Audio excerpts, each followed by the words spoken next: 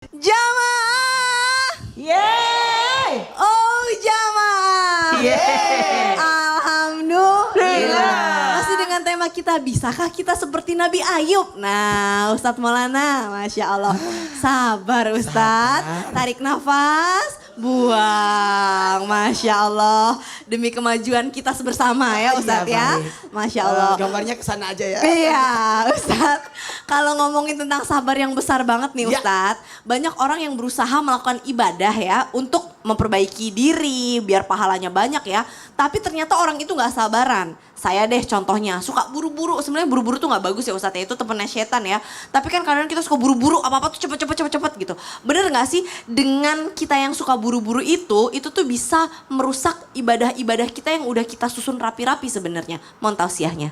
Satu hal buat kita kepada semua jamaah, mohon maaf tanpa menggurui, hanya mengingatkan dalam Al-Quran surah Al-Baqarah ayat 153, ya ayyuhallazina amanu ista'inu bis-sabri was-salat, innallaha ma'as-sabirin. Kepada kita diingatkan, minta tolongnya kepada Allah lewat apa? Dua. Salat, sabar. Salat, sabar. Tuh Salat, 2, 3, salat, sabar. Dalam hidup ini minta tolong kepada Allah dengan dua hal ini. Sabar dan sholat. Sabar dalam bekerja, sabar dalam berbuat, dan sabar dan sholat dalam meminta. Jadi dua hal ini usaha dan berdoa sebenarnya. Jadi karena kalau sholat itu artinya kumpulan doa-doa yang diawali dengan takbir, diakhiri dengan salam, dengan syarat dan rukun tertentu. Jadi itu, minta tolongnya kepada Allah, sholat. Jadi mintanya kepada Allah. Jadi ibu-ibu kalau meminta uang, jangan minta sama suami. Mintanya kepada Allah di telinga suami. Jadi itu, mohon maaf. Tapi kenapa? Ada juga orang bekerja ibadah karena tidak sabaran, maka dia tergesa-gesa sehingga terjadi kezaliman. Tidak sabaran. Cepat. Ada masanya ngadapin anak, sabar. Tunggu, anak itu ada prosesnya. Masih umur 1 tahun, suruh perbaiki genteng. Belum bisa, nanti Belum tunggu bisa. 3 tahun. Tunggu 3 tahun. Belum Nanti, bisa juga. Belum bisa juga. Yang dibaikin genteng bonekanya. Rumah-rumah bonekanya. Jadi ada masanya. Jangan terlalu memaksakan buah supaya matang sehingga dikarbit.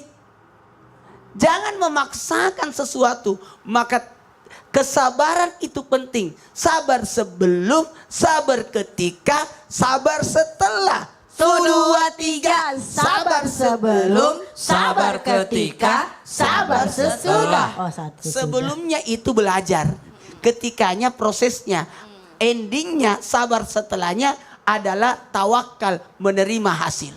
Masya Allah, jadi sabar ini salah satu alat kita, cara kita untuk hidup. Makanya innallaha ma'as-sabirin. Di Allah akhir bersama ayatnya, Allah dengan- bersama orang sabar. Nah, bisa nggak kita menggunakan alat ini, sabar ini dengan baik dan benar? Di tempat yang tepat gitu ya. Mantap. Masya Allah. Di tempat yang tepat. Masya Allah, tabarakallah, jazakallah khairan katsiran, Ustadz Maulana. Luar biasa jamaah. Yeay. Nah, Ustazah Lulung, Ya. ini mau berbicara tentang suami istri nih. Kalau Nah, suami suami istri saya istri. mau ngomongnya sama Ustazah Lulung Pak aja nih. Sutri, pasangan Iya, suami istri. Banyak ibu-ibu yang dizolimi sama suaminya. Betul. Bahkan jadi minta cerai gitu loh. Karena kan aduh nggak kuat banget. Udah sabarnya udah menurut dia udah sangat luar biasa Aduh, sekali. udah Nggak sampai kuat. pusing lah gitu ya. Akhirnya minta untuk pisah lah gitu.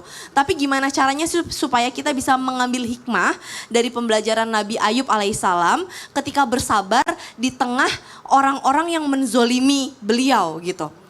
Supaya ibu-ibu ini walaupun dizolimi juga tetap sabar, positive thinking bisa menjaga keutuhan rumah tangganya. Oke. Asal bukan KDRT ya. Ya, Masya Allah, tabarakallah. KDRT ya kan. Itu bahaya kalau itu buat keselamatan. Itu baru KDRT loh, lingkup kecil RT. KDRW coba itu. Jauh, na'udzubillah min dzalik.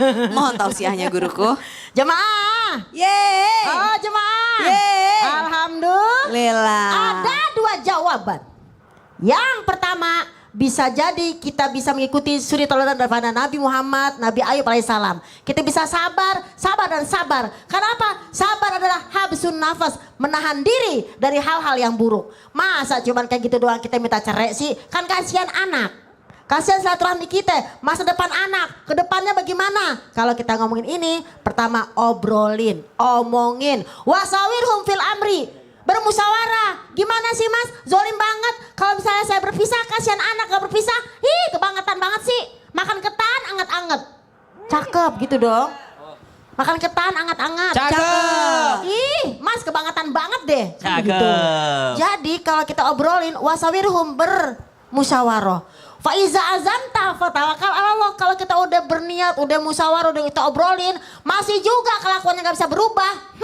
Fatawakal Allah, bertawakal kepada Allah. Yang pertama ngomong. Karena yang namanya kita komunikasi dalam rumah tangga adalah dua arah. Komunikasi yang bagus adalah dua arah. Kalau satu arah adalah khutbah, kalau segala arah adalah gibah. Jadi pemirsa, Ulang. komunikasi itu yang bagus adalah dua arah. Dua arah. Kalau satu arah adalah khutbah. Khutbah. Kalau segala arah adalah gibah. Nauzubillahi min dzalik. Nauzubillahi min dzalik. Jadi yang pertama kita obrolin, kita doain ya jangan sampai kita ngigibahin suami. Ini yang pertama, kalau sabar habisun nafas. Tapi sebagai wanita kita juga punya hak untuk bahagia. Kalau kezolimannya sudah melampaui batas, kita ngomong. Di dalam Al-Quran ayat 209, boleh kok kita ngomong, ya Allah kalau modelnya begini nih mudarat nih pasangan saya. Ya kalau emang berpisah itu lebih baik daripada saya tidak bisa menjalankan hukum Allah. Daripada saya nanti ngomel-ngomel, daripada saya nanti stres, udahlah saya berpisah aja. Jadi kita lihat mana yang lebih banyak mudaratnya. Tapi tetap kita bergantung kepada Allah Subhanahu wa ta'ala. Hasbunallah wa ni'mal wakil, ni'mal maula wa ni'man nasir. Begitu, jadi kita punya Allah. Suami juga titipan Allah, yang bisa merubah hanya Allah. Kita juga bisa merubah hati kita hanya Allah. Selalu Allah, Allah dan Allah. Jadi kita nggak usah merasa tersiksa. Tersisa omongin, nggak tersiksa ya omongin juga. Karena apa? Yang pertama pasangan kita adalah jodoh sampai akhir hayat. Amin. Walaupun Ya kita ganti, kalau kata guru saya pinjam kutipan dari Dr. Aisyah Dahlan. Kalau kita ganti pasangan, itu mah cuman ganti casing. Karena apa? Isinya mah sama. Namanya laki-laki itu, kita harus ngomong berkali-kali. Bener gak sih Bu? Ganti casing kalau kata guru saya. Jadi kita ini minta kepada Allah, itu hanya titipan Allah. Jadi balik lagi yang pertama, boleh kita terus bersatu sambil sabar seperti Nabi Ayub. Ditinggalin sama istrinya. Dan ditinggalin sama anaknya. Sampai jatuh miskin. Tapi Allah kembalikan dengan cara apa? Ketika Allah wahyukan, tuh hentakan kakimu ke tanah. Maka Allah keluarkan sumber mata air. Maka seketika beliau sembuh. Kemudian ketika istrinya datang, dia sampai tidak mengenali. Ini siapa ya? Saking gantengnya. Ibu masih kenal sama suami ibu nanti kalau pulang? Insya Allah. Ini kok ganteng banget siapa ya? Gitu ya. Makasih. Sama-sama gitu ya. Jadi kalau kita ngeliat seperti ini, sehingga istri Nabi bilang apa? Maaf kok Anda mirip dengan suami saya mau ketemu suami saya. Maka Nabi Ayub bilang, sayalah suamimu. Itulah bukti Masya Allah. kesabaran. Suaminya Lagi datang. ngomongin ganteng, suami saya datang. Masya Allah, tabarakallah gitu ya. Jadi yang pertama kita berdoa sama-sama. Robbana, Rabbana. hablana, min azwajina, wa zuriyatina, qurrata a'yun, Qurrata waj'alna lil muttaqina Lil-muttaqina. imama. Jadikanlah pasangan kami, anak kami menjadi penyenang hati kami. Nabi Ayub walau seperti itu, tapi istrinya senang. Karena apa? Ada pahala yang menunggu. Kenapa istrinya juga sabar? Karena beliau melihat Nabi Ayub adalah seorang nabi yang diberikan ujian, tapi tetap sabar. 18 tahun sakitnya, Ca. Iya, Kita baru makanya setahun subhanallah, aja, subhanallah. astagfirullahaladzim. Ustazah, kita kalau gibahin suami itu dosa ya? Ya dosa lah. Tapi kalau kita punya unek-unek, kalau nggak mau cerita sama teman, cerita sama siapa? Cerita sama yang dipercaya. Seperti Haulah binti Salabah. Cerita kepada Nabi tentang suaminya ngatain, punggungmu seperti punggung ibuku. Boleh cerita, tapi sama yang dipercaya. Sama Understand? guru, Sama gitu. saya. Sama psikolog, Oh, iya, gitu. iya. Boleh gitu ya. Sama psikolog. Sama guru. Sama Tapi kalau sama guru. teman-teman nggak usah. Kalau teman bisa dipercaya boleh, kalau dia juga ngerti. Oh, bahaya Kalau ya. nggak ngerti tadi omongin lagi kayak Gibahin tadi. suami itu berarti dosa juga ya, Dosa ngomongin suami ya. dong, iya. Baiklah Jadi kalau apa begitu. komunikasi tadi? Komunikasi dua arah. Kalau satu arah, Tausiah, khutbah. Nah, Iya. kalau segala arah, Gibah, jangan naudzubillahi min dzalik. Jazakillah khairan. Kasih tepuk tangan dulu dong, Bu. Luar biasa. Insya Allah suami-suami kita ya Bu menjadi penyejuk hati kita dan keturunan kita insya Allah ya Bu. Amin. Amin ya Allah ya Robbal Alamin. Ibu-ibu kayaknya mau nanya lagi ya. Oke deh kalau gitu sekarang kita masuk lagi ke segmen Tanya Dong Ustaz. Kami semua tanya dong Ustaz. Angkat tangannya Bu, siapa yang mau nanya? Ayo angkat tangan. Oke tadi sebelah kanan sudah, sekarang sebelah kiri deh, silahkan. Perkenalkan nama saya Dede Sri Wahyuni dari Majelis Taklim Al-Hidayah, Talang Ubi, Pendopo Pali, Palembang, Sumatera Selatan. Tepuk tangan Bu. Pertanyaannya.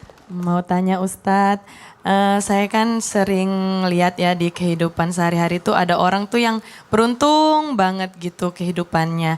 Nah kira-kira itu kalau orang sabar itu dikasih keberuntungan gak sama Allah? Terima kasih Ustadz. Assalamualaikum warahmatullahi wabarakatuh. Waalaikumsalam warahmatullahi wabarakatuh. Insya Allah ibunya juga hidupnya beruntung terus ya. Amin. Insya Allah. Ustadz Syam, Ya, orang siap. kalau sabar itu berbanding lurus dengan keberuntungan ya. Orang yang sabar udah pasti beruntung. Berarti orang yang tidak beruntung berarti orang-orang yang kurang sabar dong. Bener gak? Mohon tausiahnya. Bismillahirrahmanirrahim. Jamaah yang dimuliakan Allah Subhanahu wa taala, kita buka dulu Al-Qur'an surah Ali Imran ayat terakhir atau ayat 200. A'udzu billahi minasy syaithanir rajim. Bismillahirrahmanirrahim. Ya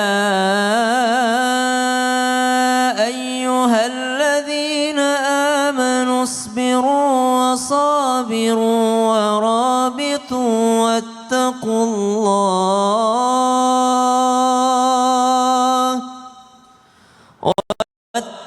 الله لعلكم تفلحون.